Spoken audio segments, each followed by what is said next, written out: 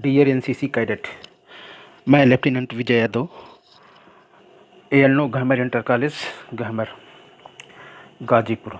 आज आप लोगों के लिए मैं हेल्थ एंड हाइजीन चैप्टर से उसका एक lesson infectious disease and contagious disease इसको लेकर आया हूँ।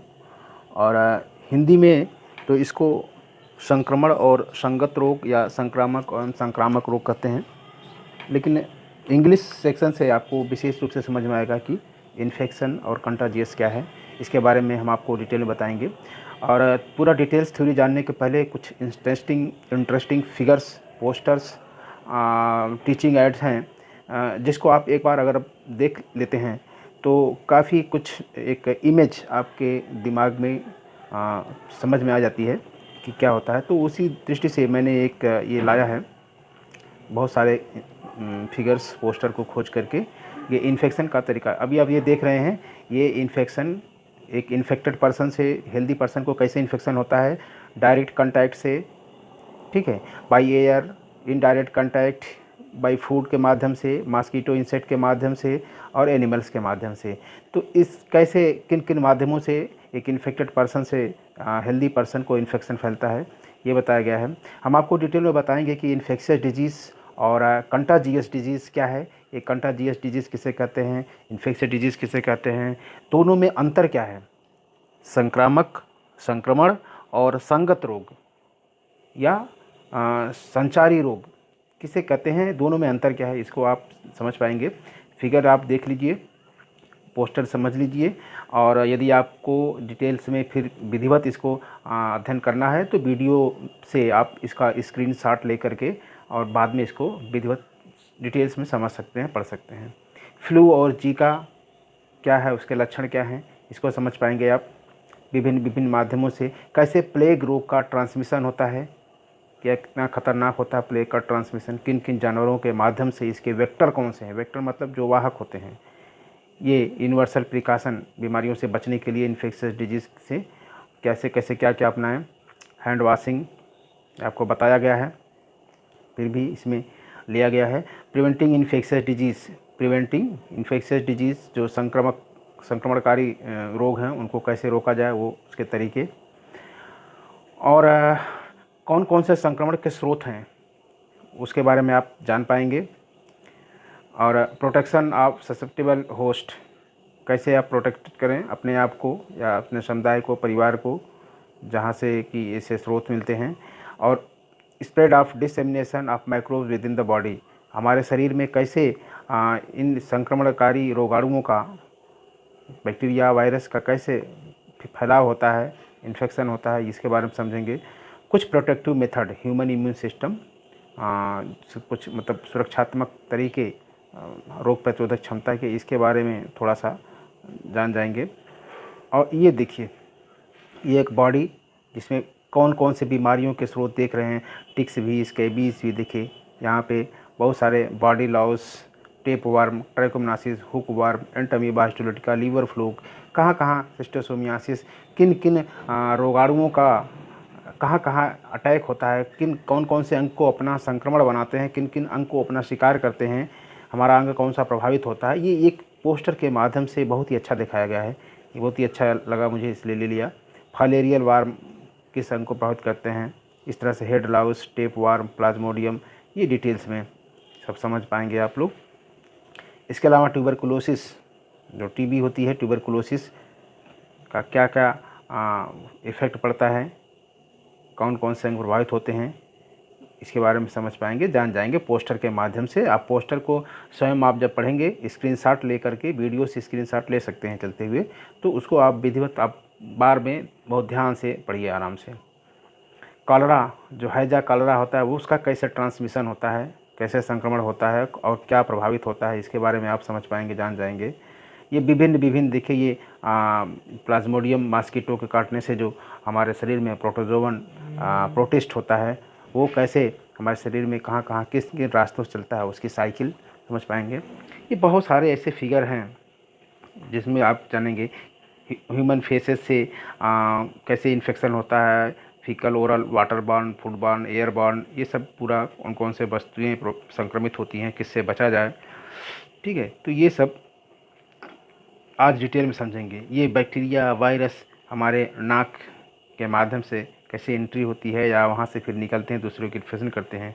पैरों की अंगुलियों के बीच में कहाँ कहाँ बैक्टीरिया, वायरस रह सकते हैं। ये देखिए, डायरेक्ट हवा में से भी दूसरा व्यक्ति इन्फेक्टेड हो सकता है आपके छींकने खांसने से। ठीक है, तो कौन कौन से इन्फेक्शियस डिजीज़, कम्युनिकेबल डिजीज़ कौन कौन से हैं, कैसे ये एक दूसरे को प्रभावित करते हैं, संक्रमित करते हैं। तो बहुत सारे तरीके, फिगर ये बहुत कुछ कह देता है। एक फिगर पोस्टर अपने आप में बहुत सारी चीज़ें समेटे रहता है, बस इसको समझने की ज़रूरत है। और फिगर पोस्टर देखने से आपके दिमाग में, याददाश्त में काफ़ी लंबे समय तक ये टिकाऊ रहता है, इसलिए फिगर पोस्टर का सहारा लिया जाता है।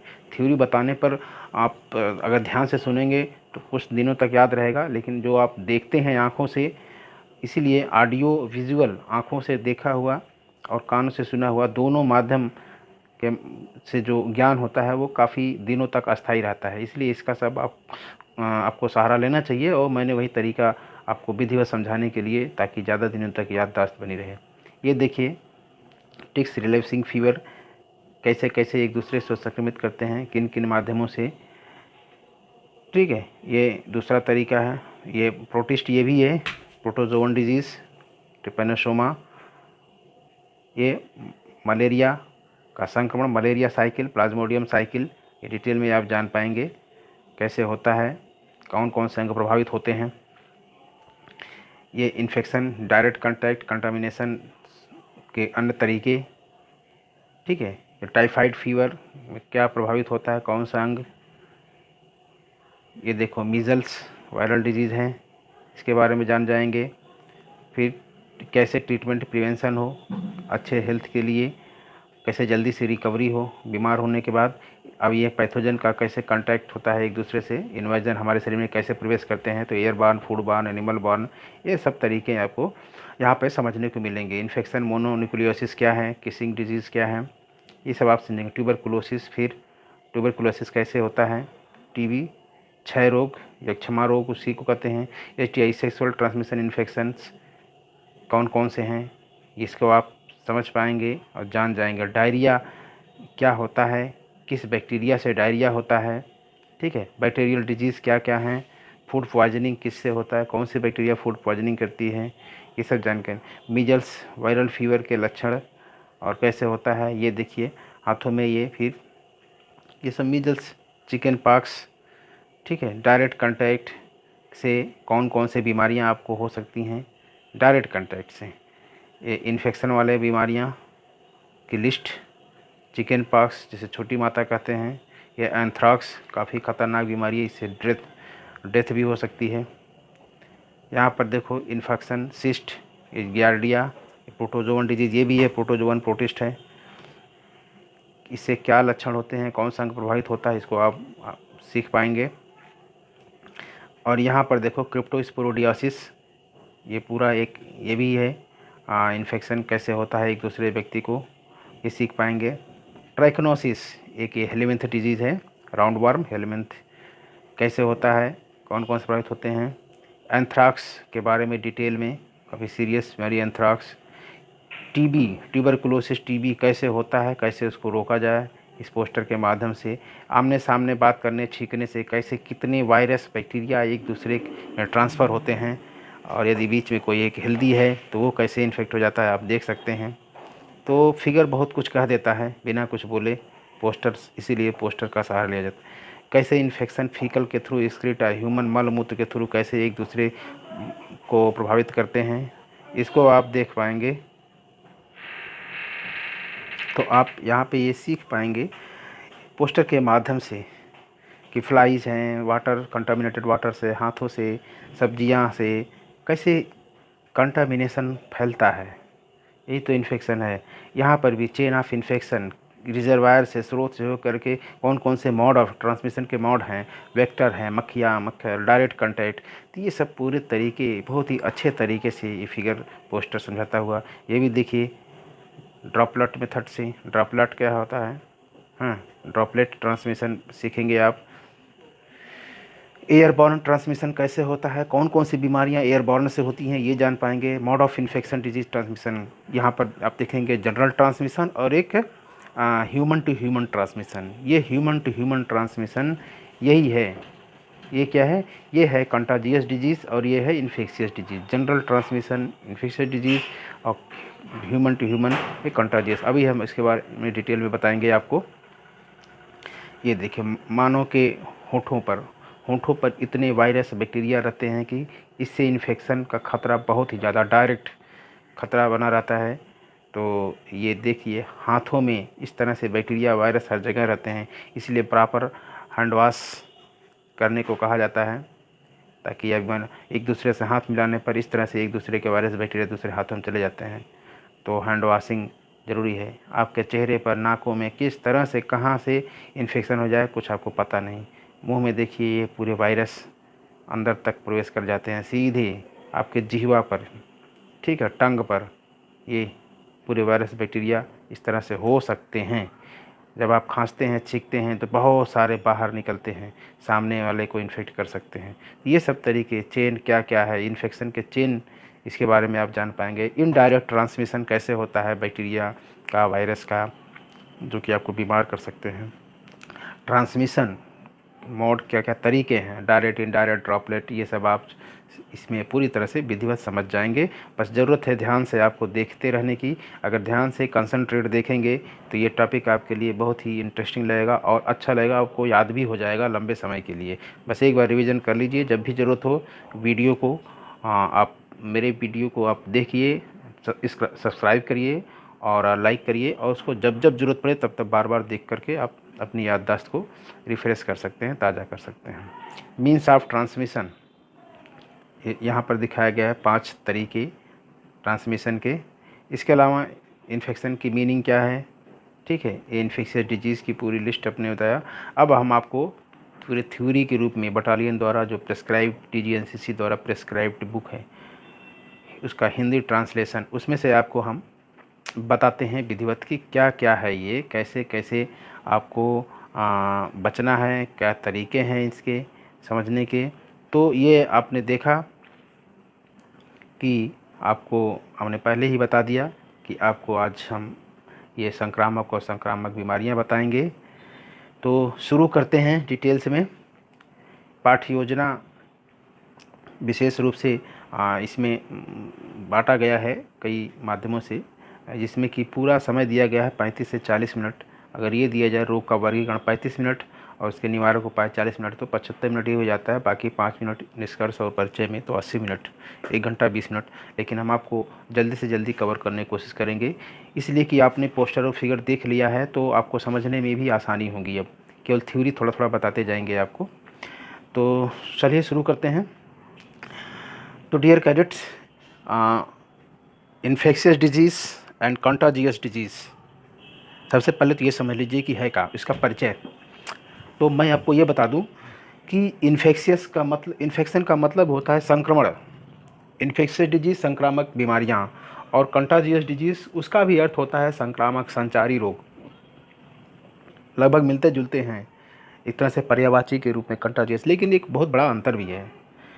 इन्फेक्शियस डिजीज़, सब ऐसे इन्फेक्शियस डिजीज़ उन्हें कहा जाएगा जो कि किसी पैथोजन जैसे बैक्टीरिया, वायरस, प्रोटोजोवन, फंगस, किसी भी प्रकार के वेक्टर के माध्यम से वो डायरेक्ट कांटेक्ट में या इनडायरेक्ट कांटेक्ट में अगर आप उसके शिकार होते हैं, उससे संक्रमित होते हैं, तो वो इन्फेक्शियस डिजीज़ होते हैं। उसमें बहुत सारे इन्फेक्शियस डिजीज़ हैं। लेकिन वहीं पर जो कंटाजियस डिजीज़ है, कंटाजियस डिजीज़ का मतलब होता है कि ऐसी बीमारियां, ऐसे रोग जो मानव से मानव को डायरेक्ट कांटेक्ट पर होते हैं, human to human contact, person to person contact, वो डायरेक्ट कांटेक्ट, ठीक है, या इनडायरेक्ट कांटेक्ट भी कुछ बीमारी कहा जा सकता है। लेकिन जो मानव से मानव को डायरेक्ट कांटेक्ट पर बीमारियां होती हैं वो सब कंटाजियस डिजीज़ होती हैं, संक्रामक संगत रोग, ठीक है, जिसे संगत रोग भी कह सकते हो नॉर्मली। तो कहने का मतलब ये है कि इस तरह से देखा जाए तो सभी कंटाजियस डिजीज़ इन्फेक्शियस डिजीज़ होते हैं। All contagious disease are infectious disease, but all infectious disease are not contagious disease. करने का मतलब कि सभी कंटाजियस डिजीज़, संगत रोग, इन्फेक्शियस संक्रामक रोग तो होते हैं, संक्रमण रोग होते हैं, परंतु सभी संक्रामक रोग संगत रोग नहीं होते, क्योंकि जितनी भी बीमारियां हैं मानव से मानव को डायरेक्ट कांटेक्ट वाली, वो सब इन्फेक्शियस की कैटेगरी में ही आ जाती हैं। बस थोड़ा सा उसको अलग कर दिया गया है कि ये कंटाजियस डी, डायरेक्ट कांटेक्ट, कंटाजियस मतलब direct contact, human to human touch के माध्यम से या एयरबॉर्न, आमने सामने खड़े होकर बात करने से। जैसे उदाहरण, सबसे बढ़िया उदाहरण है इसका कोरोना। आज के प्रेजेंट टाइम में कोरोना एक क्या है, कंटाजियस डिजीज़ है, ठीक। और अगर वहीं पर देखा जाए तो दूसरी बीमारियां, चाहे टिटनेस हो, चाहे मलेरिया हो, ये क्या है, इन्फेक्शियस डिजीज़ है, एक वेक्टर के माध्यम से आपको होता है। तो परिचय देख लीजिए। एक बीमारी एक विशेष असमान, पहले सबसे पहले तो बीमारी है क्या, बीमारी क्या है, हमारे शरीर का एक विशेष असामान्य स्थिति है, एबनॉर्मल कंडीशन होती है। जब हम सामान्य अवस्था में रहते हैं हमारा शरीर, हमारा मानसिक, हमारा शरीर, तो हम बीमार नहीं होते, वो स्वस्थ अवस्था। लेकिन अगर एबनॉर्मलिटी आ जाती है, एबनॉर्मल स्टेज, तो असामान्य स्थिति कही जाती है। वो चाहे हमारे शारीरिक संरचना का हो या शारीरिक कार्य का हो, उसमें एक विकार, एक कुछ न कुछ एबनॉर्मल स्थिति आ जाती है, विकार आ जाता है, कुछ कमियां हो जाती हैं। वो चाहे पूरे शरीर को प्रभावित करता हो या शरीर के एक भाग को प्रभावित करता हो, ठीक है। तो ये बीमारी की एक तरह से पहचान है। बीमारी का अध्ययन करने वाले विज्ञान को विकृति विज्ञान कहते हैं, इंग्लिश में एटियोलॉजी। एटियोलॉजी को बीमारी का विज्ञान, रोग विज्ञान कहा जाता है। उस विज्ञान में कारण और अध्ययन शामिल होता है, उसका कारण किया जाता है और कारण का अध्ययन किया जाता है। रोग अक्सर विशिष्ट लक्षणों जैसे लक्षणों से संबंधित चिकित्सा स्थिति के रूप में लगाया जाता है। यह रोग जनकों जैसे बाह्य कारकों के कारण हो सकता है। इंसानों में बीमारी अक्सर किसी भी ऐसी स्थिति को संदर्भित करने के लिए अधिक व्यापक रूप से उपयोग की जाती है, जिससे दर्द, शिथिलता, संकट, सामाजिक समस्या या पीड़ित व्यक्ति को मृत्यु हो या संपर्क में आने वाले लोगों के लिए समान समस्याएं व्यक्ति के साथ। इस व्यापक अर्थ में इसमें कभी कभार चोट, विकलांग, विकार, सिंड्रोम, संक्रमण, अलग लक्षण, विचित्र व्यवहार, संरचना, कार्य के एक विशिष्ट रूपांतर शामिल होते हैं, जबकि अन्य संदर्भ में और अन्य उद्देश्यों के लिए उन्हें अलग अलग श्रेणियां में माना जा सकता है। रोग न केवल शारीरिक रूप से प्रभावित कर सकते हैं, बल्कि भावनात्मक रूप से किसी बीमारी से संक्रमित और रहने के कारण जीवन पर प्रभावित व्यक्ति के दृष्टिकोण को बदल सकते हैं। उद्देश्य, आप इस चैप्टर का, इस लेसन को पढ़ाने का उद्देश्य है कि आपको संक्रामक और संक्रामक रोगों और उनकी रोकथाम के बारे में जानकारी मिल सके, आपको पढ़ाना मेरा उद्देश्य है। इसको दो भागों में बांटा गया है, रोग का वर्गीकरण और दूसरे भाग में निवारक उपाय। तो सबसे पहले संवहनी रोगों का वर्गीकरण। संवहनी रोग मतलब इन्फेक्शियस डिजीज, संचरित, जो संक्रामक रोग, संचारित रोग, संचारी रोग, संचरण कैसे करते हैं एक स्थान से दूसरे स्थान, एक व्यक्ति से दूसरे व्यक्ति, या चाहे वो डायरेक्ट हो चाहे वो इनडायरेक्ट हो, सब इन्फेक्शियस डिजीज़, संचारी रोग कहे जाते हैं। सबसे पहले उसका है, इस बुक में यहाँ पर कुछ गलतियाँ, मैंने बताया था आपको पहले ही लेक्चर में कि यह बुक हिंदी में ट्रांसलेट की गई है, लेकिन इसमें बहुत सारी गलतियाँ हैं। यहाँ पे हिंदी में जो लिखा हुआ है, भैया आप देख रहे हैं ये चीज़ें, ये है इंस्ट्रूमेंटल डिजीज, ये टोटल गलत लिखा हुआ है, ठीक। यह क्या है, यह है एक्सक्रीमेंटल डिजीज़, एक्सक्रीटा, ये इसकी स्पेलिंग होती है एक्सक्रीमेंटल, EXCRE है ये, MENTAL, एक्सक्रीमेंटल, याद रहे एक्सक्रीमेंटल है ये, ठीक। एक्सक्रीमेंटल का मतलब होता है एक्सक्रीटा, जो मलमूत्र, एक्सक्रीटा, एक्सक्रीटरी प्रोडक्ट्स, इसी से बना है एक्सक्रीटरी, इसी से बना है एक्सक्रीशन, उत्सर्जन। तो ये एक्सट्रीमेंटल नहीं है। और दूसरी गलती इसमें, ये तो गलती थी ही, दूसरी इसको मत समझिए, दूसरी गलती ये है, यह रोग मानव मस्तिष्क के माध्यम से संचार किया जाता है। ये देख रहे हैं ना, यह रोग मानव मस्तिष्क के माध्यम से, ये गलत है, टोटल गलत है। ये पूरी की पूरी ट्रांसलेशन बुक में थोड़ी सी नहीं, बहुत ही ज़्यादा गलतियां हैं। खैर, इससे हमसे नहीं मतलब है, हमारी काम है आपको पढ़ाना, जहाँ गलतियां हो उसको बताना। तो आप ये जान जाइए, यह हमने बताया कि यह क्या है, एक्सक्रीमेंटल, एक्सक्रीटा, मानव, ह्यूमन एक्सक्रीटल, फीकल मैटर, मलमूत्र जिसका अर्थ होता है। यह रोग मानव मस्तिष्क के माध्यम से संचार से नहीं, ये टोटली गलत है, ये गलत है, ये इसको काट दीजिए। चूंकि मानव मलमूत्र है तो मानव मस्तिष्क का क्या मलमूत्र, आप खुद सोचिए, क्या मानव का मलमूत्र मानव मस्तिष्क से निकलता है? आप समझ सकते हैं कि कितना गलत लिखा हुआ है। तो ये जान जाइए कि एक्सक्रीमेंटल, यहाँ से ये सही है, मलमूत्र ये सही है। तो यह संक्रामक संचरित रोग को जो वर्गीकरण किया गया है, सबसे पहले है एक्सक्रीमेंटल डिजीज़ का मतलब यह ऐसी डिजीज़ है, ऐसी बीमारियां हैं जो मानव के मलमूत्र के द्वारा भोजन, पानी या रसोइये के हाथों को कहीं न कहीं से कंटामिनेट, संक्रमित कर देता है, इन्फेक्टेड कर देता है, और उसके माध्यम से एक हेल्दी पर्सन संक्रमित हो जाता है और इस प्रकार संक्रमण से गुजर सकता है वो। इसमें कौन कौन सी बीमारियां हैं? टाइफस बुखार, टाइफाइड है, पेचिस है, दस्त है, पीलिया है, आंतों के कीड़े समूह, ये कुछ ऐसी बीमारियां हैं इस एक्सक्रीमेंटल डिजीज़ में। आप देख रहे हैं इसमें फिगर से दिखाया है, टाइफाइड फीवर है, कॉलरा है, फूड पॉइजनिंग है, हेपेटाइटिस भी है, ठीक है, हेपेटाइटिस ए बी। दूसरी बीमारी है छोटी सी बूंद संक्रमण। छोटी सी बूंद संक्रमण ये ड्रॉपलेट, ठीक है, ड्रॉपलेट इन्फेक्शन। ड्रॉपलेट इन्फेक्शन क्या है? खांसने छींकने से, हमारे नाकों से, हमारे मुंह से जो छोटे छोटे थूक के लार के जो मॉइस्ट ड्रॉपलेट बाहर निकलते हैं, उसी को बोलते हैं ड्रॉपलेट इन्फेक्शन या छोटी बूंद इन्फेक्शन। ठीक, ये वो बीमारियां हैं जो कि संचरित या उन रोगाणु के माध्यम से स्थानांतरित कर दिए जाते हैं जो नाक, गले या फेफड़े से, देख रहे हैं ना, नाक, गले या फेफड़े से हवा में छिड़के, खांसी, छींकने या बात करते समय लार की छोटी बूंदों में छिड़ती रहती है, मतलब निकलती रहती है। कौन कौन सी बीमारियाँ हैं? आम सीत मतलब कोल्ड होता है, इन्फ्लुएंजा होता है, डिप्थीरिया गले की बीमारी होती है, मेनिंजाइटिस मस्तिष्क का सूज जाना जाता है, और तपेदिक। ठीक है, समूह में ये सब बीमारियां हैं। तो आप समझ सकते हैं कि टीबी जो काफ़ी, तपेदिक बोलते टीबी है, ये जो तपेदिक लिखा है ये टीबी है। टीबी, ट्यूबरकुलोसिस, क्षय रोग, यक्ष्मा रोग, इसी को तपेदिक भी बोलते हैं। और डिप्थीरिया, ये सब काफ़ी खतरनाक बीमारियां हैं जो कि छींकने, खांसने से, ड्रॉपलेट के माध्यम से एक व्यक्ति से दूसरे व्यक्ति को फैल जाती हैं। दूसरा संपर्क रोग, अगला तीसरा है ये संपर्क रोग, यानी कॉन्टैक्ट।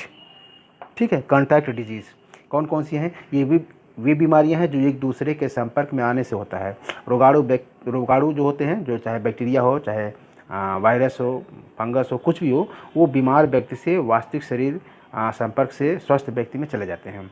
जैसे ये गुर्दे की, ये कुछ गलत लिखा है, गुर्दे की बीमारियां, ये नहीं हो सकता, ये गुर्दे की बीमारी डायरेक्ट कॉन्टैक्ट नहीं होती है, अर्थात सिफिलिस, शारीरिक जो अंदरूनी बीमारियां हैं एक तरह से, वो बीमारियां जिसे बोलते हैं वेनेरियल, वेरेनियल बीमारियां, वेरेनियल डिजीज़ उसको कहते हैं। इसमें सिफिलिस है, गोनोरिया है और स्किन डिजीज़, स्किन त्वचा संक्रमण कुछ समान उदाहरण हैं जो डायरेक्ट कॉन्टैक्ट से हो जाते हैं।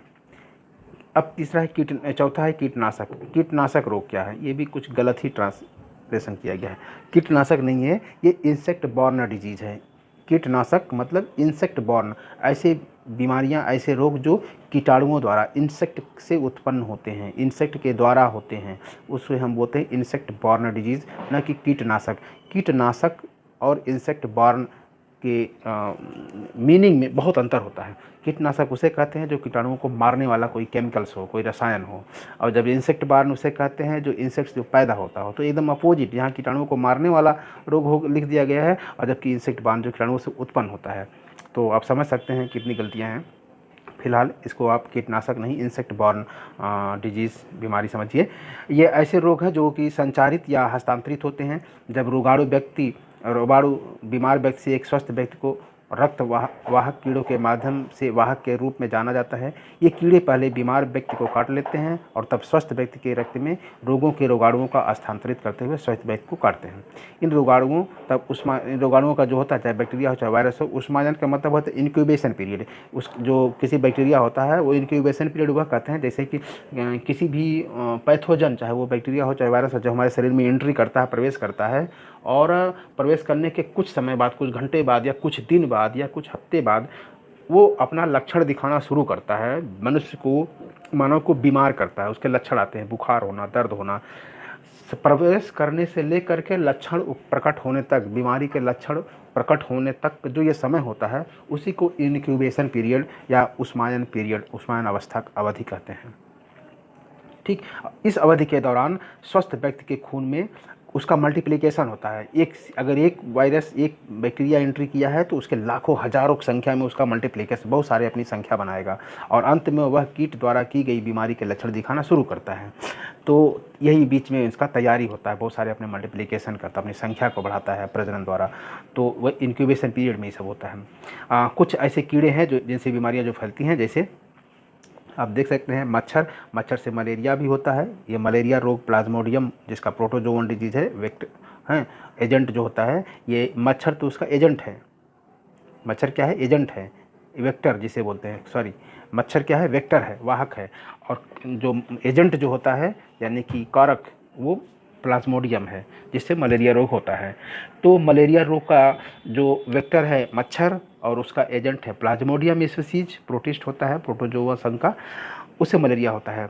दूसरा है डेंगू, इसमें एडीज मच्छर होता है। और एक चीज़ और, मलेरिया मच्छर को जो वाहक होता है वेक्टर, वो मादा एनाफ्लीज होता है। मादा एनाफ्लीज मलेरिया उत्पन्न करता है।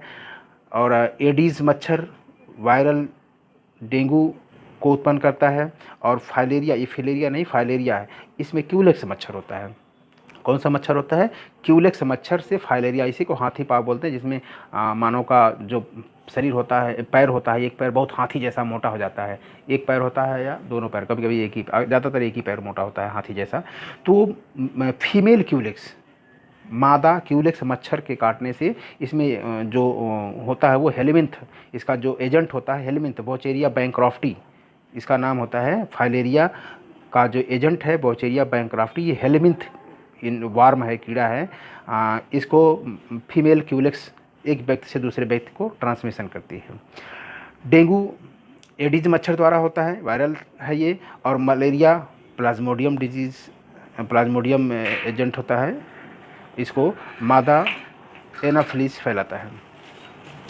ठीक, इसके बाद फिर सैंड फ्लाई, ये इसको रेड फ्लाई बुखार, काला अजार फैलाता है, ओरिएंटल सोर्स फैलाता है। विशेष रूप से ये सैंड फ्लाई जो होता है वो काला अजार, लेशमैनिया डोनोवेनी, इसका मुख्य एजेंट जो होता है लेशमैनिया डोनोवेनी प्रोटोजोवन संघ का है। ठीक है, जू से सन्निपात बुखार, मक्खियाँ, अतिसार, पेचिश, हैजा, टाइफाइड, हैजा कॉलरा जिसे कहते हैं, पिस्सू से प्लेग और टाइफाइड फैलता है। टिक से बुखार, टाइफस से राहत, टाइफस रिलैप्सिंग फीवर, राहत नहीं होता है, ये टाइफस फीवर होता है। ठीक है, अब अगला बीमारी जो होता है जल जनित रोग यानी कि वाटर बॉर्न डिजीज़, ऐसी वो बीमारियां जो कि जल से उत्पन्न होती हैं, संक्रमित जल से। कौन कौन सी हैं? पानी से होने वाले संक्रमण के कारण कुछ रोग फैल गए, जैसे हैजा, पेचिस, ठीक है, और पीलिया, दियरेरा, ये क्या हिंदी में लिखा हुआ है, ये मेरे समझ से जो दियरेरा जिसको कहा जाता है वो विशेष रूप से वो होगा जॉइंडिस तो पीलिया होता है। ये डिसेंट्री, ठीक है, ये डिसेंट्री पेचिस हो गया। और ये होता है डायरिया ही विशेष रूप से होता है, डायरिया, ये दियरेरा लिख दिया है, ये डायरिया होगा। ठीक है, तो पानी से होने वाले संक्रमण के कुछ जो रोग हैं वो हैजा है, पेचिस है, डायरिया है, दियरेरा लिखा है, ये डायरिया है। और पीलिया, जॉइंडिस, ये सब होते हैं पानी के संक्रमण से, क्योंकि उल्टी या चेहरे से गुजर जाती है। कभी कभी महामारी फैलने की संभावना भी होती है। अगर तत्काल कदम पानी की शुद्धता के लिए नहीं किया जाता है तो कुशल संरक्षण व्यवस्था के माध्यम से मल को ठीक से निपटाना जरूरी होता है। रोगों के सभी स्रोतों को समाप्त करना चाहिए। पशुओं द्वारा, ठीक है, पशुओं द्वारा कौन कौन से रोग होते हैं इसको आप देख लीजिए। एनिमल बॉर्न डिजीज़, रोगाणुओं, बहुत सारे ऐसे रोगाणु होते हैं बैक्टीरियल वायरस। रोगाणुओं को दूध पीने से या कीड़ों की एजेंसी जो कीड़ों के वाहक हैं, एजेंसी के माध्यम से जानवरों की एजेंसी के माध्यम से संचालित किया जाता है। इसमें रेबीज़ कौन कौन से इसमें है, इसमें देखो रेबीज़ है, प्लेग है, एंथ्राक्स और तपेदिक टीबी रोग बीमारियाँ, ये एनिमल बॉर्न डिजीज़ हैं। अब रोकथाम के उपाय क्या हैं? रोगों को रोकने के लिए विशिष्ट उपाय निम्नानुसार हैं। सबसे पहले जो रोग हैं उनको कैसे उनको रोका जाएगा, तो एक यहाँ पर फिर वही एक्सक्रीमेंटल यहाँ लिख दिया, वहाँ एक्सट्रीमेंटल लिखा था, यहाँ पर एक्सक्रीमेंटल, लेकिन ये है क्या एक्सक्रीमेंटल यहाँ पर बीच में ल जो कर दिया है वो गलत है। और जल की, ये जो वाटर बॉर्न डिजीज़ हैं उनकी रोकथाम कैसे हो, देखो इनकी रोकथाम के लिए जल मार्ग का नियंत्रण, पानी की अशुद्धता या जगह में सुरक्षित पानी का प्रदान करना आसान होता है। जहाँ से जल आता है उस स्रोत की अशुद्धता को, उस जगह को सुरक्षित करना चाहिए और ये आसान भी होता है। दुग्ध मार्ग का नियंत्रण, दूध को उबालते या पाश्चराइजेशन के अधीन करना आसान होता है। उसको पाश्चराइज करना 100 डिग्री सेंटीग्रेड तक 15 से 20 सेकंड तक बॉयल करना पाश्चराइजेशन कहलाता है। खाद्य जो फूड प्रोडक्ट्स हैं उनमें उनसे होने वाले संक्रमण को, भोजन की स्वच्छता के मानक जो फूड हाइजीन होता है उनका पालन करना चाहिए। बीमार व्यक्तियों को खानों के हाथों से बाहर करना चाहिए, उनको दूर रखना चाहिए।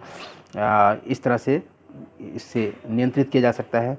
मल मूत्र के सुरक्षित निपटान मल मूत्र पदार्थ से रोग के संचरण को रोक देगा। ठीक है, तो अगर हम मल मूत्र को सुरक्षित आप निपटान करते हैं तो यह जो है पदार्थ को उसका रोक देता है बीमारी को फैलने से। और ड्रॉपलेट छोटी बूंद संक्रमण की रोकथाम कैसे हो, यह मुखौटा, जैसे आजकल देख रहे हो कोरोना की बीमारी के समय लोग मास्क पहन रहे हैं, वही मुखौटा। बेड की उचित दूरी, जहाँ लोग अपना सोने का बेडरूम है वहाँ पर प्रॉपर दूरी करना चाहिए, दूरी बनाकर मेंटेन। स्क्रीनिंग, धूल नियंत्रण, आधे से अधिक लोगों से बचने, उचित वेंटिलेशन, प्रॉपर वेंटिलेशन होना चाहिए। सार्वजनिक स्थानों पर आने जाने से बचना चाहिए और उसके बावजूद अगर जाते हुए तो उचित धूप, हवा के उचित कीटाणुनाशन शोधन से प्राप्त किया जा सकता है। संपर्क रोगी की रोकथाम, यह संपर्क मतलब कांटेक्ट, डायरेक्ट जो होता है कांटेक्ट डिजीज़, तो उसकी रोकथाम कैसे, इसके द्वारा कैसे आप करेंगे, रोगी की पूर्ण अलगाव, रोगी को पूरा आइसोलेट कर देना चाहिए। आपने देखा होगा कि कोरोना में के रोगियों को आइसोलेशन वार्ड में भेजा जाता है। ठीक है, तो इस तरह से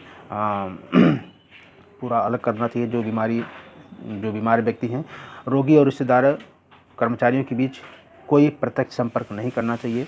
प्रारंभिक निदान रोगी में फैल को रोकने में मदद करेगा। जब शुरुआत में ही ये निदान कर लेंगे, डायग्नोसिस कर लेंगे, तो यह और रोग को और व्यक्तियों को फैलने में रोकने में मदद करता है। रोगी के सभी सामानों को के सभी मलमूत्र और कीटाणु शोधन की उचित व्यवस्था निपटान करनी चाहिए।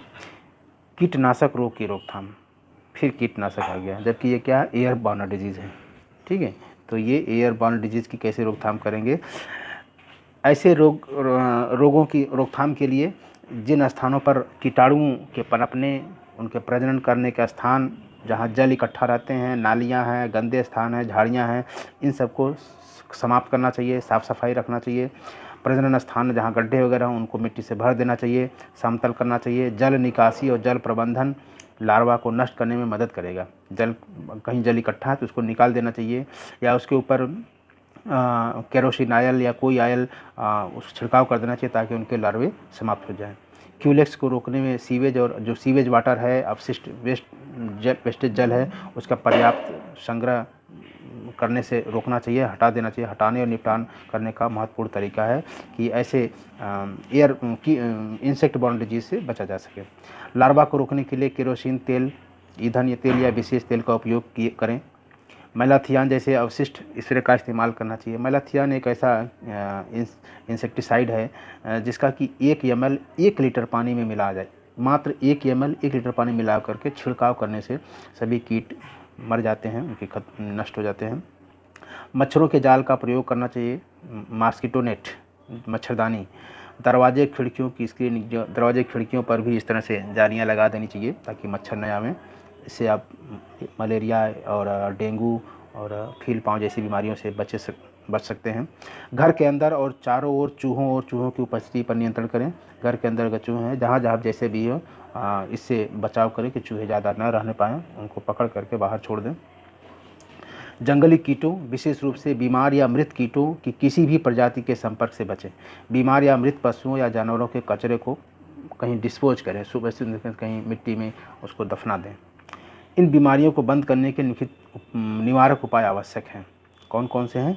जैसे रोगी का पृथक्करण, ये ज़रूरी है, ठीक है। रोगी का सेपरेशन ऑफ द पेशेंट, ये ज़रूरी होता है। बेहतर तरीके से मरीज को अलग कमरे में ले जाएं। सुनिश्चित कमरा स्वच्छ ताकि हो, उसमें स्वच्छता मानकों के लिए पुष्टि करता हो। पर्याप्त वेंटिलेशन, हवादार हो, उसमें धूप भी आए और सब सफाई भी हो। रोगी की नर्सिंग और देखभाल करने के लिए एक स्वस्थ व्यक्ति का नामांकन करना चाहिए कि एक ही व्यक्ति उस रोगी की देखभाल करेगा, नर्सिंग करेगा। नामित व्यक्ति को हमेशा मुखौटा, मास्क पहन करके, गाउन पहन करके, दस्ताने वगैरह यूज करते जैसे प्रयोग करना चाहिए और इसका उपाय करना चाहिए। हर बार देखना, हर यात्रा से पहले और बाद में सीधे संपर्क से बचना चाहिए। रोगी द्वारा प्रयोग किए जाने वाले कपड़े और बर्तन अलग से साफ सफाई किया जाए, उसको धोया जाए। मरीजों के मल से सुरक्षित निपटान, मल मूत्र पपड़ी कचरा, उदाहरण के लिए जलने से कचरे को निकाल दिया जाता है, इसका निपटान किया जाए। आसपास के क्षेत्र या परिसर में संक्रमण के कारण एजेंटों, कीटाणु को नष्ट करें। अगर आसपास भी ऐसे कीटाणु हैं तो उनको कैसे नष्ट करें? एक संचारी रोग के तुरंत बाद रोगाणुओं के संक्रमण का कारण निम्नलिखित कार्यों से नष्ट हो जाना चाहिए। जैसे कचरा हटा देना चाहिए, उनको नष्ट कर देना चाहिए, जला देना। नालियों को साफ सफाई करना चाहिए, उन्हें ढक देना चाहिए, खुला न रहे। अपशिष्ट जल निकाल देना चाहिए, जो वेस्ट खराब जल हैं, वेस्टेज सीवेज वाटर, उसको सुखवा दें, निकाल दें। परिसर के अंदर, जहाँ रहने वाला परिसर है, आवासीय परिसर के अंदर आसपास पानी में मिश्रित स्प्रे मैलाथियान का हमने बताया कि 1 ml और 1000 लीटर पानी, यानी 1000 ml 1 लीटर मैलाथियान और 1000 ml पानी, 1000 ml मतलब 1 लीटर पानी, उसमें मिला करके छिड़काव होना चाहिए। लेकिन सावधानी होनी चाहिए कि ये काफ़ी पॉइजनस, जहरीला होता है। इसको डायरेक्ट आँखों से और नाक से, मुँह से टच नहीं होना चाहिए। प्रत्यक्ष सांस लेने, छूने से बचा जाना चाहिए और उपयोग के बाद हाथ विधिवत साबुन से धुलाई करें। परिसर को चूहों, आवारा कुत्तों से मुक्त रखें, इनसे बचाएं। मच्छरदानी, लंबी आस्तीन, लंबे बाह वाले कपड़े, दरवाज़ों, खिड़कियों पर जाली स्क्रीनिंग का प्रयोग करें। कीटाणु शोधन, कीटाणु शोधन क्या है? अब कीटाणु शोधन को जो कहते हैं डिसइंफेक्शन, कैसे हम अगर कहीं कीटाणु, कैसे उसको ख़त्म करें वहाँ से कीटाणु। रोगी के संपर्क में सभी मतलब ये तरीका होना चाहिए कि क्या क्या प्राकृतिक जो नेचुरल तरीका है, जैसे धूप है, गद्दे, तकिए, कमरे जैसे को सूखने के लिए सूर्य के प्रकाश और हवा का इस्तेमाल किया जा सकता है। नेचुरल तरीके से ये डिसइंफेक्शन तरीका है। धूप में अल्ट्रावायलेट कीड़े होती है, ये बैक्टीरिया वगैरह, बहुत सारे ऐसे बैक्टीरिया किल्स वगैरह को नष्ट कर देते हैं। स्वच्छ हवा, ऑक्सीजन वाली स्वच्छ हवा जो होती है वो बैक्टीरिया को बहुत मार देती है, ख़त्म कर देती है। इसलिए स्वच्छ हवा, धूप, रोगी का जो तकिया है, कमरा है, बिस्तर है, वो सब धूप में उसको डिसइंफेक्टेड, कीटाणु शोधन करना चाहिए। सूक्ष्मजीव अंधेरे में कामयाब होते हैं और उनके अस्तित्व के लिए नमी की आवश्यकता होती है। सूर्य की रोशनी और हवा से निकलने पर ये मर जाते हैं। शारीरिक, गर्मी, ठंडे, विकिरण आदि जैसे शारीरिक एजेंटों का उपयोग कीटाणु शोधन और नसबंदी के लिए भी किया जा सकता है। कीटाणु शोधन सर जो फिजिकल होता है, वो physical agent like heat, cold, radiation etc can also be used for the disinfection and sterilization. यहाँ पर जो देखो लिया है नसबंदी, यहाँ नसबंदी का कोई मतलब नहीं है, ठीक है। नसबंदी, स्टेरिलाइजेशन मतलब कीटाणुओं को मारने, पैथोजन को मारने की वह विधि जिसमें पूरे के पूरे पैथोजन किल्ड हो जाते हैं, उसे स्टेरिलाइज मतलब कि कोई पैथोजन, कोई जीवित सजीव पैथोजन नहीं रहता है, उसको स्टेरिलाइजेशन कहते हैं। लेकिन यहाँ पर स्टेरिलाइजेशन नसबंदी कर दिया है, जबकि स्टेरिलाइज मतलब फर्टाइल, उसका अपोजिट होता है फर्टाइल, स्टेराइल और फर्टाइल। लेकिन यहाँ पर भाव नसबंदी का है ही नहीं है। यहाँ पर यह है कि ऑल पैथोजन्स ऑल किल्ड करना चाहिए, ठीक है। गर्मी के 2 तरीके से स्टेरिलाइजिंग यहाँ पर दिया हुआ है, 2 तरीक़ों से स्टेरिलाइजिंग के लिए उपयोग किया जा सकता है। एक बॉयल करने से, मॉइस्ट नमी, बॉयल करने से के रूप में, नम उष्मा मतलब जो पानी बॉयल करते हैं उसमें हो जाता है टेम्परेचर, उससे भी स्टेरिलाइजिंग हो जाता है और बहुत तेज़ी से कीटाणुओं को मारता है। इसके अलावा ऑटोक्लेविंग, स्टीम अंडर प्रेशर सभी अस्पताल के उपकरणों की ज़रूरत करने के लिए इस्तेमाल किया जाने वाला सबसे प्रभावी तरीका है ऑटोक्लेविंग या स्टीम द्वारा, ठीक है, अंडर प्रेशर, जिसे लिनन, पट्टी, ड्रेसिंग सामग्री, दस्ताने, यंत्र जैसे उबाला हुआ किया जाता है। गर्म हवा ओवन के ज्वलंत या उपयोग की तरह डिग्री गर्मी दबाव में भाप द्वारा ऑटोक्लेविंग, ये जो कि सेना में इस्तेमाल किया जा रहा है, जो स्टरलाइजेशन के लिए सबसे उत्तम तरीका है। फिर यहाँ पर नसबंदी लिखा है, नसबंदी का यहाँ मतलब मत समझिए, नसबंदी यहाँ पर नहीं है। ये स्टरलाइजेशन मतलब कि सभी पैथोजन, सजीवों जो लिविंग पैथोजन है उनको किल करने का तरीका स्टरलाइजेशन कहलाता है। उसका मतलब यहाँ पे नसबंदी नहीं है। स्टेराइल होता है बाँझ, जो फर्टाइल नहीं होते हैं, संतान उत्पन्न नहीं कर सकते हैं, वो स्टेराइल कहलाते हैं। लेकिन यहाँ पर नसबंदी से मतलब नहीं है, यहाँ पर है कि सभी सजीव पैथोजन को किल्ड करना, समाप्त करना, ख़त्म करना। ओके। सर्दी बर्फीली या फ्रीज सुखाने बैक्टीरिया को निष्क्रिय कर सकते हैं। इनमें से कुछ हालांकि 0 डिग्री सेल्सियस पर भी कुछ पैथोजन जिंदा रह सकते हैं। विकिरण रेडिएशन, जिसमें से X-ray radiation, gamma radiation, beta radiation, ultraviolet radiation, पराबैंगनी मतलब अल्ट्रावायलेट रेडिएशन, जिससे आयनीकृत विकिरण शामिल है, जो कि पैथोजन बैक्टीरिया वायरस को किल्ड कर देते हैं। ये महंगे तरीके हैं और छोटे पैमाने पर प्रक्रियाओं के लिए उपयुक्त नहीं है, मतलब कि घरों में ये इस्तेमाल तो नहीं किया जाता, हॉस्पिटल वगैरह में ये होते हैं। अन्य तरीके और क्या क्या तरीके हैं कीटाणु शोधन के लिए? डिसइंफेक्शन, सजीवों पैथोजन रोगाणुओं को ख़त्म करने के लिए, जिसे कीटाणु शोधन कहा जाता है। कीटाणु शोधन यानी डिसइंफेक्शन और नसबंदी, यहाँ पर नसबंदी का मतलब स्टेरिलाइजेशन। बार बार मैं कह रहा हूँ, नसबंदी मत लिखना परीक्षा में, नहीं तो सब गुड़ गोबर हो जाएगा। कीटाणु शोधन का मतलब होता है डिसइंफेक्शन, ठीक, और नसबंदी जहाँ पर ये लिखा हुआ है इसका मतलब होता है कि स्टेरिलाइजेशन, ठीक। कीटाणु शोधन भी औरत कीड़ों, निस्पंदन आदि जैसे अन्य तरीकों उपयोग करके किया जा सकता है। रासायनिक घटक, जो केमिकल घटक, बहुत सारे ऐसे होते हैं जो केमिकल घटक होते हैं, ठीक है। तो केमिकल घटक क्या क्या होते हैं? इसमें होता है phenol, Savlon, potassium permanganate, hydrogen peroxide H2O2, ठीक है। आप देखा होगा सेवलान लिक्विड मिलता है डिटॉल की तरह। डिटॉल से भी एंटीसेप्टिक होता है। जितने भी एंटीसेप्टिक होते हैं वो बैक्टीरिया को किल करते हैं, ठीक है। जिससे फिनाइल भी आ जाता है, फिनाइल लिक्विड होता है जो बाथरूम वगैरह साफ़ करने के लिए देखा ना, नालियों में गिराया जाता है, उसकी खुशबू बहुत तेज़, एक बड़ी तीक्ष्ण स्मेल आती है, तेज़ स्मेल। सेवलान है जो चोट वगैरह पर लगाया जाता है ताकि बैक्टीरियल इन्फेक्शन न फैले। पोटेशियम परमैंगनेट होता है, ठीक है, पिंक कलर का। हाइड्रोजन पेरोक्साइड H2O2 होता है, आदि सामान्यतः उपयोग है। हाइड्रोजन पेरोक्साइड को देखा होगा कि डॉक्टर लोग किसी को फोड़ा फुंसी चोट लगा है तो उस पर गिराते हैं तो बड़ी तेज़ झाग निकलता है, वो पूरा उसका जैसे उबल रहा है उसको साफ़ कर देता है, और उसे फिर साफ़ कर देते हैं तो उसमें बैक्टीरिया वगैरह सब खत्म हो जाते हैं। ये सब केमिकल एजेंट होते हैं जो प्रयोग किए जाते हैं। कीटाणु शोधन और स्टेरिलाइजेशन के लिए उपयोग की जाने वाली एकाग्रता पर भी एजेंट की शक्ति निर्भर करती है, ठीक है। इसके बाद है खाद्य और पेय का नियंत्रण। मरीज को खिलाने के दौरान प्रमुख बिंदु देखे जाने चाहिए। प्राथमिक रूप से उबला हुआ साफ पानी रोगी को दिया जाना चाहिए। पानी को कंटेनर में रखा जाना चाहिए और ढका होना चाहिए। संतुलित भोजन अच्छी तरह से पकाया जाता है। कम तेल और मसाला का उपयोग करते हुए स्वच्छतापूर्वक तैयार भोजन गर्म किया जाना चाहिए। बासी, ठंड और मक्खियों और कीड़ों के संपर्क में आने वाले भोजन को प्रयोग नहीं किया जाना चाहिए। रेस्तरां, ढाबे से भरे खाद्य पदार्थों पर काम नहीं किया जाना चाहिए। जो रेस्तरां वगैरह में होते हैं भोजन, उनको जो है कि उपयोग में नहीं लाना चाहिए। वो काफ़ी जो है कि मस्ट नॉट बी सर्व्ड, उसको प्रयोग में सेवन दूसरों को नहीं सौंपना चाहिए। अब टीकाकरण, विभिन्न सरकारी कार्यक्रमों के अंतर्गत इनोकुमेंट और टीकाकरण मुफ्त प्रदान किए जाते हैं। ये प्राथमिक स्वास्थ्य केंद्र, अस्पताल हैं। यदि उपलब्ध नहीं है तो इसे बाज़ार से भी आप मंगा सकते हैं, ले सकते हैं। और महत्वपूर्ण औषधि टीकाकरण निम्नानुसार हैं, जैसे वैक्सीन का नाम और कौन कौन से हैं, बहुत इंपॉर्टेंट है, आपके GS/GK के लिए भी बहुत इंपॉर्टेंट है।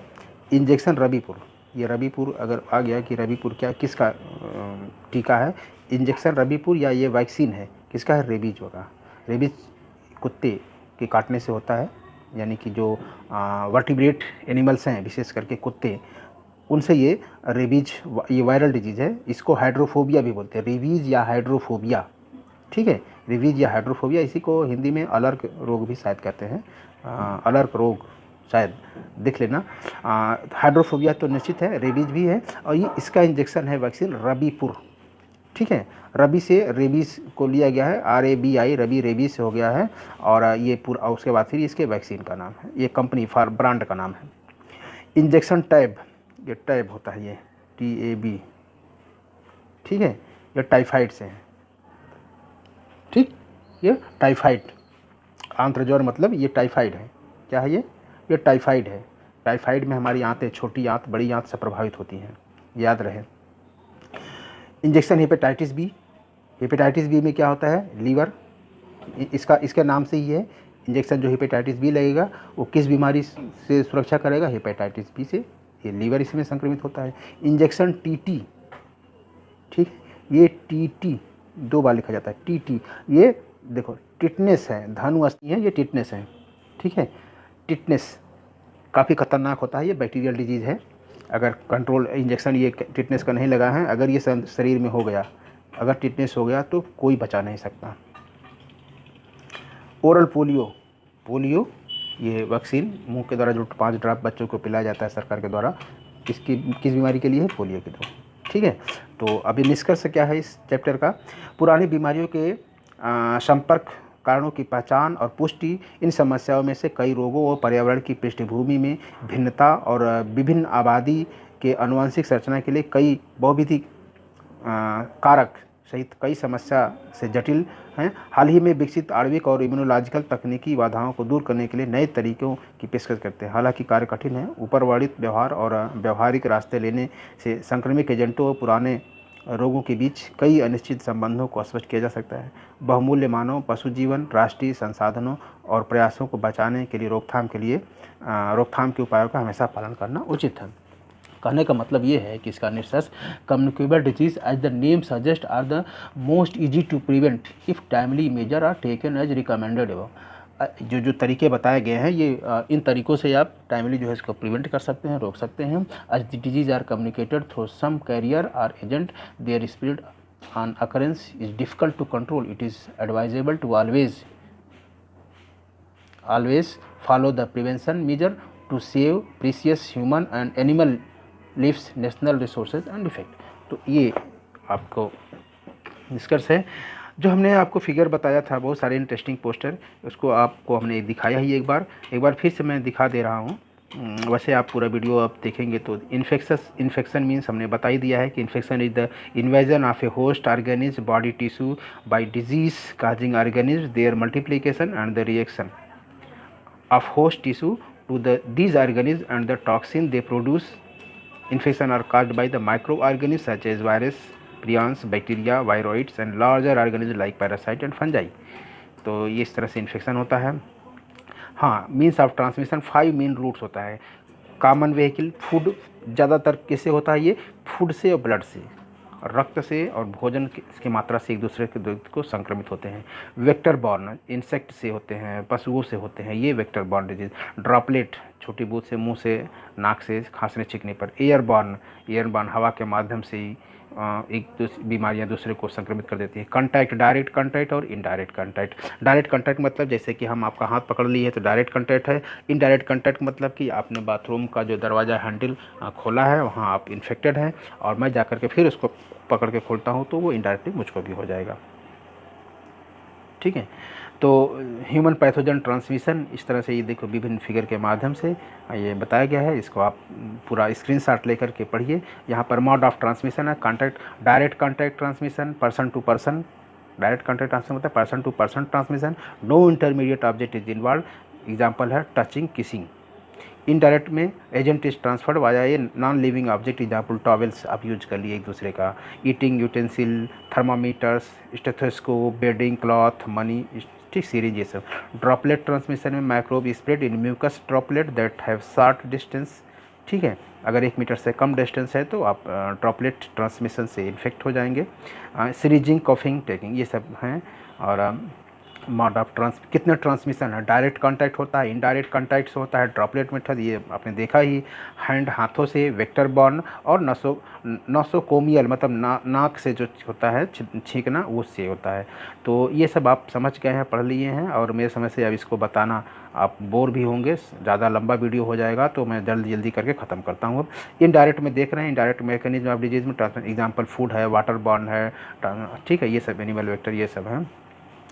चेन ऑफ रिएक्शन, कैसे इन्फेक्शन का चेन होता है, how germs get in mouth से, आई से, आँखों से, स्किन से, ठीक है, आपके आसपास कांटेक्ट, हैंड, ड्रॉपलेट मेथड, ये सब होते हैं। रिजर्वायर क्या है इन्फेक्शन का, पीपल्स हैं, एनिमल पेट्स हैं, डॉग्स हैं, हाँ, वाइल्ड एनिमल्स है, सॉयल है, वाटर है, ये सब रिजर्वायर। तो जर्म्स कौन कौन, बैक्टीरिया, वायरस, पैरासाइट, ठीक है। How germs get mouth, vomiting, cuts during the disciplining, toileting, stool, ये सब माध्यम से होता है। ये देखिए खांसने छींकने से बहुत सारे इस तक आपको हमने दिखाया ही है। इस तरह से मुंह में भी होते हैं। ये पूरे किस तरह से संक्रमण हमारे शरीर में प्रवेश करते हैं, एक दूसरे को भी हाथों के माध्यम से है, इस तरह से हो जाता है, होंठों के माध्यम से आपको हमने बताया ही है। और मोड्स ऑफ इन्फेक्शन डिजीज़ ये हमने ये देखो, ये जो जनरल ट्रांसमिशन है ये इन्फेक्शियस डिजीज़ है, और ये जो है ह्यूमन टू ह्यूमन ट्रांसमिशन ये है कंटाजियस डिजीज़। तो कंटाजियस डिजीज़ में डायरेक्ट टू डायरेक्ट हो जाता है, इनडायरेक्ट यहाँ पर देखो इस तरह से हो गया है, ड्रॉपलेट मेथड से, ठीक है, एयरबॉर्न से, अगर आप आसपास बात कर रहे हैं तो भी एयरबॉर्न से, और क्या है, फीकल ओरल। तो ह्यूमन टू ह्यूमन ट्रांसमिशन जो होता है ये कंटाजियस डिजीज़, जनरली ज़्यादातर कंटाजियस डिजीज़। और ये जो होते हैं general transmission animal vector, mosquito, malaria, dengue, flea, airborne, bubonic plague, हैजा, कॉलरा, ये सब होते हैं। एयरबॉर्न ट्रांसमिशन में देखो टीबी विशेष रूप से है। टीबी कौन कौन से एयरबॉर्न रूट में, चिकन पॉक्स, छोटी माता जिसे वेरिसेला ये वायरस का नाम है, ट्यूबरकुलोसिस, टीबी और मीजल्स, ये एयरबॉर्न के थ्रू होते हैं ये बीमारियां। ड्रॉपलेट ट्रांसमिशन देखो ये किस तरह से, ड्रॉपलेट ट्रांसमिशन में कौन कौन सी बीमारियां होती हैं, इसमें होता है इन्फ्लुएंजा, मेनिंजाइटिस, ठीक है, कैसे होता है, स्नीजिंग, कॉफिंग, टॉकिंग, बातचीत करने से हमारे मुंह के जो म्यूकस होते हैं, लार वगैरह, वो सब हवा में निकलते हैं और एक दूसरे को प्रभावित कर सकते हैं। चेन ऑफ इन्फेक्शन, ये चेन दिया है कैसे, देखो वेक्टर के माध्यम से, इंसेक्ट के माध्यम से, व्हीकल के माध्यम से, डायरेक्ट कांटेक्ट होते होते ये इस तरह से ये पूरा इन्फेक्शन फैलता है, ठीक है। तो इस तरह के माध्यम से इन्फेक्शन होते हैं। यहाँ पर देख लीजिए ये बहुत ही अच्छा, ये फीकल ये यूज टॉयलेट कर रहा है, मक्खियाँ के माध्यम से घर को पहुँचेगा। ये वाटर जो ये रिजर्वायर है वाटर का, ये जो है कि कंटामिनेटेड होगा फ्लूइड से, यहाँ पर सब्जी वगैरह मक्खियाँ जो भी पड़ेंगी वो सब्जियाँ इन्फेक्ट होंगी, ठीक है। ये मक्खियाँ आएंगी एक हेल्दी पर्सन जो को इन्फेक्ट कर देंगी नए होस्ट को। तो ये बहुत आसान है, एक दूसरे को सामने देखो किस तरह से ये टीबी कैसे स्टॉप, टीबी डायरेक्ट कांटेक्ट से ब्लड से सरकारें करें। एंथ्राक्स, एक ये पशुओं के द्वारा एंथ्राक्स बीमारी बहुत ही खतरनाक होता है। स्किन के माध्यम से एंथ्राक्स का इन्फेक्शन होता है, इन्हेलेशन होता है, नाकों हमारे फेफड़ों में होते हुए हमारे अंदर फेफड़ों में जाता है और वहाँ पर टॉक्सिन पॉइजन रिलीज़ करता है। उसके बाद उसका मल्टीप्लिकेशन होता है, बहुत सारे बैक्टीरिया, एंथ्राक्स बैक्टीरिया हमारे अंदर हो जाता है, डिस्ट्रक्शन ऑफ माइक्रोफेजेस। और उसके बाद फिर ये क्या करता है, लिम्फ नोड को जो हमारे जहाँ पर लिम्फोसाइट रोग प्रतिरोधक क्षमता विकसित होती है, बनती हैं, उनको इन्फेक्ट करता है। ब्लड वेसल में ये पहुंचते हैं, हमारे रक्तवाहिनियों पहुंचते हैं और फिर उसके बाद फिर ये हमारे मस्तिष्क को तक पहुंचते हैं और हमारे ब्लड जो पल्मोनरी ब्लॉकेज है उसको जो कि ब्लॉक कर देते हैं फेफड़े में और अल्टीमेटली क्या हो जाती है, डेथ हो जाती है। तो बहुत ही खतरनाक है ये एंथ्राक्स। ट्रैक्नोसिस, ये बीमारी एक है जो कि रोडेंट ये हेलमिंथ द्वारा होती है। ये ट्रैक्नोसिस पिग्स, चूहो, पिग्स के जो मीट वगैरह जो खाते हैं, अगर अधपका खाए हैं, इंजेक्शन ऑफ मीट स्क्रैप्स, ठीक है, तो विशेष रूप से इसमें टिनिया सोलियम या ट्राइक्नोसिस बीमारियाँ, इस टिनिया सोलियम भी इसी तरह से होता है, ठीक है। उसको beef, pork team, injection of under cooked meet, specially pork, ठीक है। तो ये इंटेस्टाइन में हमारा प्रभावित करता है और आप बीमार हो जाते हैं। तो लार्वी हमारे शरीर में पहुंचता है और फिर हमारे पूरे शरीर में इंटेस्टाइन बाज करके स्मॉल इंटेस्टाइन में ये रहता है। और फिर वहाँ से उसके अंडे बाहर निकलते हैं और फिर उससे फिर दूसरे व्यक्ति, सब्जियाँ, वाटर कंटामिनेट होता है, फिर उसका इन्फेक्शन दूसरे को फैलता है। ये क्रिप्टोस्पोरिडियोसिस, ये भी इस तरह से contamination of water and food से ऊसिस्ट जो है कि पहुंचता है एक दूसरे के माध्यम से, और लार्वी उनके शरीर में पूरा डेवलप करता है और बीमार करता है। भोजन के माध्यम से, पानी के प्रदूषित के माध्यम से और हैंड, हाथ वगैरह के माध्यम से भी सिस्ट जो होता है, गायार्डिया ये जो है ये एक प्रोटोजोवन प्रोटिस्ट है। इसे दस्त, पेचिस वगैरह होता है, हमारे शरीर को काफ़ी कमज़ोर कर देता है। दस्त, डायरिया होता है, गायार्डिया इंटेस्टाइनलिस, इंटेस्टाइन में रहता है ये। तो इस तरह से हमारा एंथ्राक्स साइकिल ये होता है, पशुओं से होता है। देखो इंजेक्शन, दूध वगैरह लेते हैं आप स्किन के माध्यम से, आप श्वसन क्रिया किए तो सांस के माध्यम से हमारे शरीर में पहुंच जाता है। तो ये सब तरीके हैं। चिकन पॉक्स, ये लक्षण होता है हमारे शरीर में। छोटी माता आपने सुना होगा, इस तरह से ब्लिस्टर निकलते हैं, छोटे छोटे दाने निकल जाते हैं, ये वायरल डिजीज़ है। कौन कौन से ऐसे, देखो एथलीट्स फुट हैं, आई इन्फेक्शन, आँखों में लाल हो जाना, ये भी वायरल द्वारा होता है। हेपेटाइटिस और एड्स, हाँ एड्स भी वायरल डिजीज़ संक्रमण फैलता है। ये डायरेक्ट कॉन्टैक्ट, ये कंटाजियस डिजीज़ है। कंटाजियस डिजीज़ में एड्स भी आ जाता है, हेरपीस वायरस आ जाता है, ये सब कोरोना वायरस है, ठीक है। ये सब जो है कि कंटाजियस डिजीज़ में आ जाते हैं, एक दूसरे व्यक्ति से संपर्क में आने पर होता है। तो एग्जाम्पल ऑफ डिजीज़ डायरेक्ट, कौन कौन से डायरेक्ट देखो होते हैं यहाँ पर, ये एंथ्राक्स डायरेक्ट संपर्क होता है, ब्रुसेलोसिस होता है, डर्मेटोफाइलस होता है, लेप्टोस्पिरोसिस होता है, रेबीज़ होता है, रिंग वर्म जो दांत खात खुजली होता है, और एफ होता है, और न्यूकास्टल डिजीज़। ये सब बीमारियाँ जो हैं कि डायरेक्ट कॉन्टैक्ट से होती हैं। यहाँ पर देख लीजिए वो मीजल्स, चिकन पॉक्स की तरह होता है स्किन डिजीज़, ये भी वायरल डिजीज़ है। ये मोस्टली इसमें बच्चे, चिल्ड्रन इन्फेक्ट होते हैं। फीवर, रनिंग नोज़, कफ और ईयर इन्फेक्शन वगैरह होता है। बैक्टीरिया में देखो फूड पॉइजनिंग, साल्मोनेला बैक्टीरिया से फूड पॉइजनिंग होता है, मेनिंजाइटिस हो जाता है, टिटनेस होता है। ये बैक्टीरियल डिजीज़ है। टिटनेस, मेनिंजाइटिस, फूड पॉइजनिंग जो साल्मोनेला बैक्टीरिया से होता है, साइनस इन्फेक्शन, स्ट्रेप थ्रोट, ये बैक्टीरियल इन्फेक्शन होता है। डायरिया में देखो डायरिया जो है साइजेला बैक्टीरिया से डायरिया होता है, जो कि बच्चों को और बड़ों को भी बीमार कर देता है। कैसे इससे बचना चाहिए? साफ़ सफाई, स्वच्छता, हैंड वॉशिंग, ये तरीका है। STI, sexual transmission infection, gonorrhoea एक सेक्सुअल ट्रांसमिटेड बीमारी है, एक व्यक्ति से दूसरे व्यक्ति को हो जाता है, ठीक है। सिफिलिस भी, ये भी है, गोनेरिया, सिफिलिस, ये सब, सिफिलिस वगैरह सब सेक्सुअल ट्रांसमिटेड डिजीज़ हैं। Public lice, parasite, vital words are appear in genital area, vaginitis भी जो है कि देखो सेक्सुअली ट्रांसमिटेड डिजीज़ है, इसको STD बोलते हैं, STI भी बोलते हैं।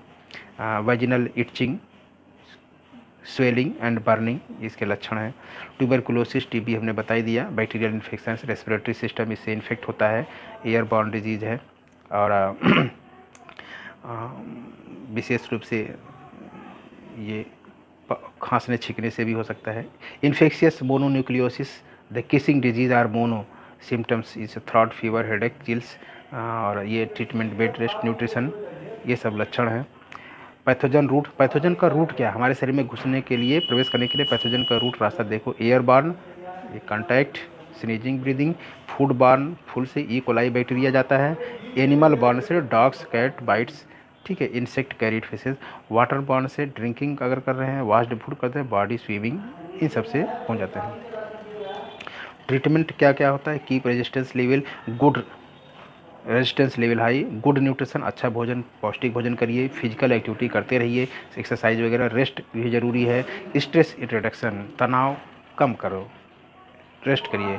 Getting cold does not it make you risk bed rest, fluids, aspirin, moist contagious, ठीक है, ये सब ज़रूरी होता है। ये भी मेजल्स, ठीक है। टाइफाइड फीवर हमने बता ही दिया है आपको कि ये कंटामिनेटेड वाटर से या फूड से होता है, बैक्टीरियल डिजीज़ है। यहाँ पर देखो ये कैसे कैसे ह्यूमन कंटामिनेशन होता है। कंटैक्ट विथ कैट, बिल्ली से, कंटामिनेटेड वाटर और वेजिटेबल से, और रा अनकुक्ड अंडर कुक्ड मीट के माध्यम से कंटामिनेशन होता है, ब्लड से भी हो जाता है। और बच्चे को वर्टिकल ट्रांसमिशन, अगर बेबी पल रहा है भूड़ में होगी तो उसको वर्टिकल ट्रांसमिशन कहते हैं। टिश्यू से, चिड़ियों से, चूहों से, ये सब फीकल मैटर, डॉग से, इन सब से भी कंटामिनेशन होता है। मलेरियल प्लाज्मोडियम का ये पूरा साइकिल है, ये पूरा डिटेल बताना बहुत लंबा समय लग जाएगा। ये इसका स्क्रीनशॉट लेकर के आप अच्छे समझ सकते हैं, या किसी बुक में भी इसकी साइकिल मिल जाएगी। ठीक है, ये भी देखो ये पूरा प्रोटोजोवन एक है, लेशमानियासिस या ट्राइटोमिना ट्रिपैनोसोमा, ये सब ईस्ट है। सैंड फ्लाई वगैरह से ये काला आजार जिसे कहते हैं वो फैलता है, तो ये भी लंबा साइकिल है। टिक्स, रिलैप्सिंग फीवर, रोडेंट्स, ये जो टिक्स हैं, tick blood meal, sporozoite into host, तो चूहों के माध्यम से रिलैप्सिंग फीवर होता है, तो इससे बचना चाहिए चूहे वगैरह। मलेरिया का ट्रांसमिशन फर्स्ट वेक्टर मॉस्किटो होता है, और सेकंड वेक्टर जो होता है मानव होता है, लेकिन यहाँ पर सेकंड वेक्टर फिर जो कि मॉस्किटो दे दिया, ये गलत है। इससे लीवर प्रभावित होता है, हमारे ब्लड सेल्स आरबीसी विशेष प्रभावित होती है। ये पूरा दिखाया हुआ है कैसे ट्रांसमिशन होता है। देखिए रेस्पिरेटरी ट्रांसमिशन डायरेक्ट इस तरह से हो रहा है। ठीक है, infectious disease, common communicable disease कैसे कैसे होते हैं, तो इसको आप लोगों ने सब देख लिया है, समझ लिया है, और उम्मीद करते हैं कि आप इसे समझ गए होंगे। हाँ, 25 तारीख को मेरा ये वीडियो लेक्चर होगा इसी वीडियो पर। आप लोग इस वीडियो को विधिवत देखिएगा और अपने क्वेश्चन तैयार करिएगा। जो चीज़ें समझ में नहीं आती हैं उस क्लास के दौरान मुझसे अपने प्रश्न प्रॉब्लम ज़रूर पूछिएगा।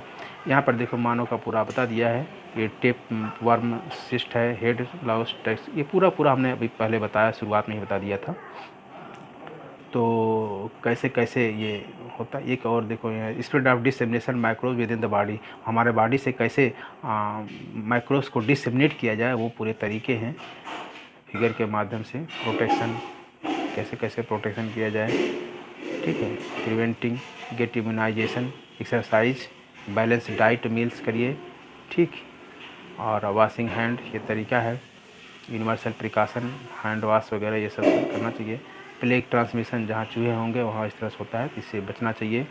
फ्लू, जीका वायरस एक इन्फ्लुएंजा वायरस की तरह ही होता है, लेकिन ये प्रेग्नेंट वुमेन के लिए काफ़ी रिस्क खतरनाक होता है। तो ये इसके लक्षण उसमें दिए हुए हैं, इसको आप समझ सकते हैं। चेन को इस तरह से, इन्फेक्शियस डिजीज़ के चेन को break the chain, hand hygiene, food hygiene, personal hygiene, ये सब फर्स्ट एड, ये सब करना ज़रूरी है। तो ये ब्रेक द चेन, ऐसे बीमारियों को रोकने के लिए चेन को ब्रेक करना है। कोरोना वायरस से बचना है तो चेन को ब्रेक करना है। मास्क पहने, प्रॉपर डिस्टेंस बना, सोशल डिस्टेंस का पालन करें, समय समय पर हैंड वॉश धुलें, सैनिटाइज का इस्तेमाल करें, ठीक है। तो ये कंटामिनेशन कैसे हेल्दी पर्सन को होता है, ये पूरा तरीका बताया गया है। उम्मीद करते हैं कि आप समझ गए होंगे। ओके।